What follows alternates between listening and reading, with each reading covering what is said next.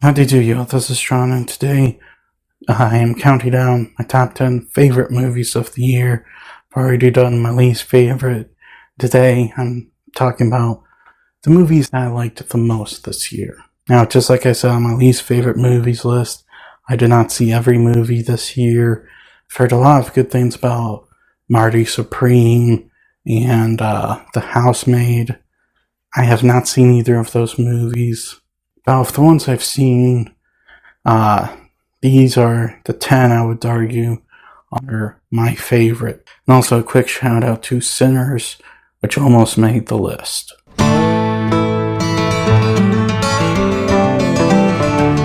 Number 10 is Fantastic Four: First Steps. When I first heard there was going to be another Fantastic Four, my thought was, how could they ruin Fantastic Four even more? Thankfully, Fantastic Four: First Steps was actually good. It was a nice movie about, family values and coming together to stop a greater evil. Now, I will admit, it's not a perfect movie. However, I liked it a lot.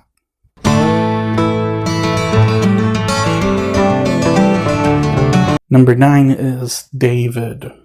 One of the more recent movies on this list. David tells the story of David, the biblical figure that took down Goliath, but it does something few people really talk about with David, because, when people talk about David, they talk about David and Goliath. There was a lot more to his story than just David and Goliath. This movie goes on and talks about his rise as king of the Israelites. And it does so with good writing, good characters. You end up liking David a lot. It's a really good movie, really good family film. I highly recommend it.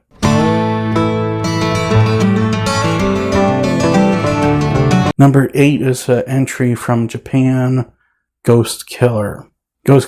Ghost Killer is a Japanese movie about an assassin who gets killed and ends up possessing this young college girl to try and exact his vengeance. Think of John Wick, but ghosts, and it is set in Japan. That's pretty much Ghost Killer. Very weird, I know, but as weird as it is, it was a lot of fun to watch. And if you can accept the weirdness, I think you'll have a very good time.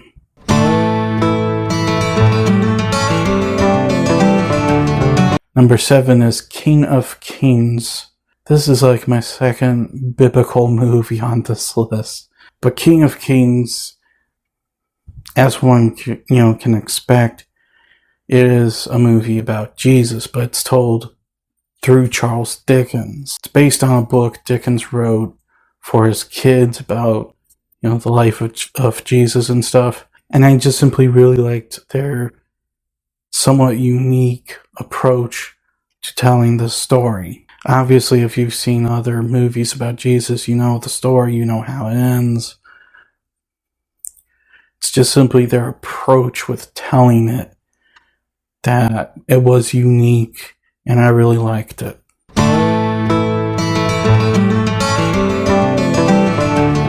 Number 6 is Last Breath. Last Breath is a survival thriller that came out back in the spring.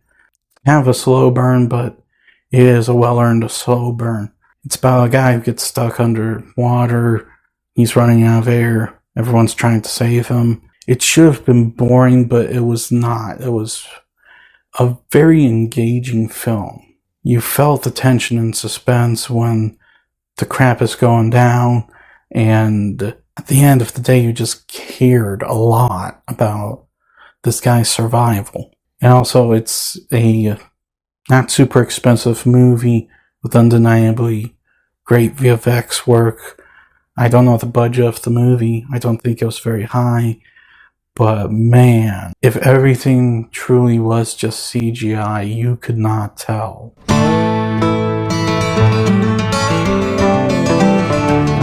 Number 5 is Truth and Treason.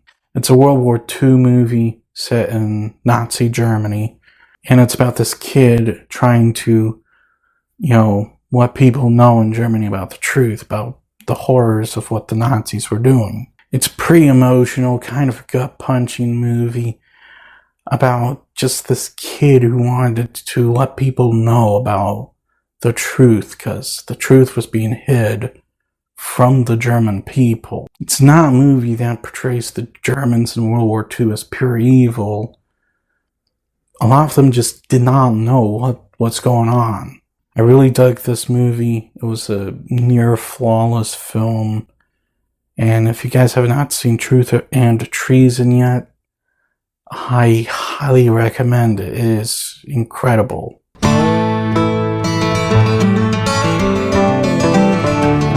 Number 4 is Warfare. Set in the Iraq War, it deals with this engagement between a group of Navy SEALs or Marines, I can't remember exactly which, and of course, Iraqi insurgents.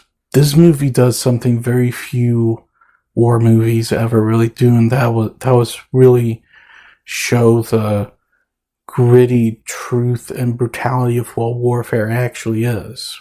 Warfare is a movie that, yes, depicts U.S. soldiers as heroes, but at the same time, it doesn't glorify war itself. It makes the argument that no matter how justified war is, and in some cases it is truly, it's an act of brutality that should be rare.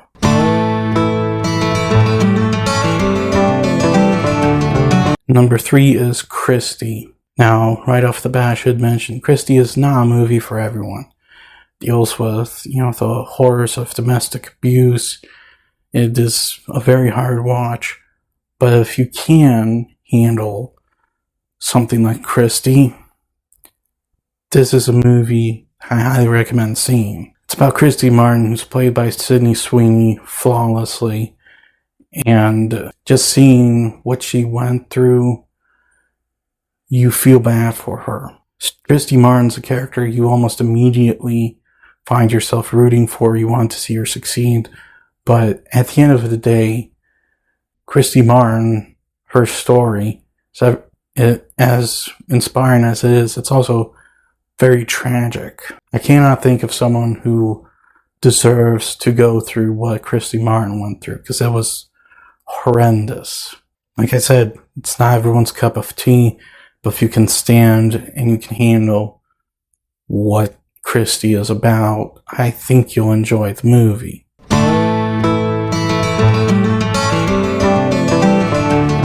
Number 2 is F1. F1 is awesome. The movie's made by Joseph Kosinski, who made Tron Legacy and also Top Gun Maverick. Holy crap. I've stated this before and I'll say it again. I'm not a big racing fan.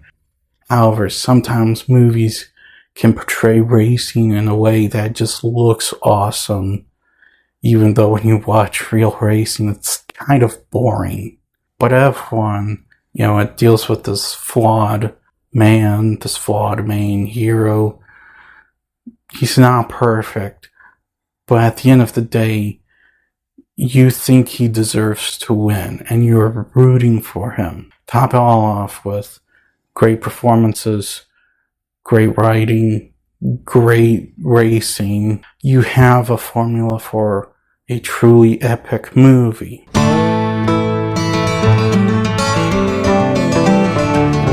And my all-time favorite movie of 2025, it's a movie, if you've seen my review of it, you'll probably guess. But if not, you're probably going to hear a surprise. My favorite movie of the year is Sketch. Sketch is just simply a movie, a family-oriented movie that we just don't get anymore. Family-oriented movie that actually has family values in it. And on top of that, actually deals with real-world subject matter, real-world issues.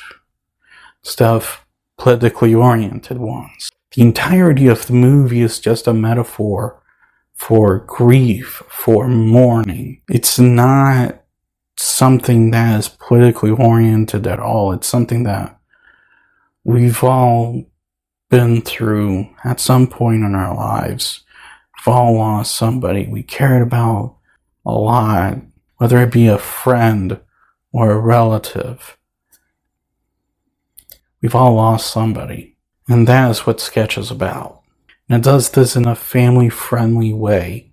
You can literally show this movie to your kids, and they'll be fine. Well, that is my list of my 10 favorite movies of the year. Again, I did not see every movie this year. But out of the ones I have seen, I would argue that these are my favorite. So now I'm going to send it all to you. What is your guys' favorite movie of 2025? Whatever it is, please feel free to comment it if you want. If not, that's fine. And that is all I have for today. Please look forward to more videos real soon. Please hit the like button if you enjoyed this video. Please also subscribe if you're new to the channel. And please don't forget, I also have a secondary channel where I do gaming content. Please go check it out. And as per usual, please remember, the Badetsky will return.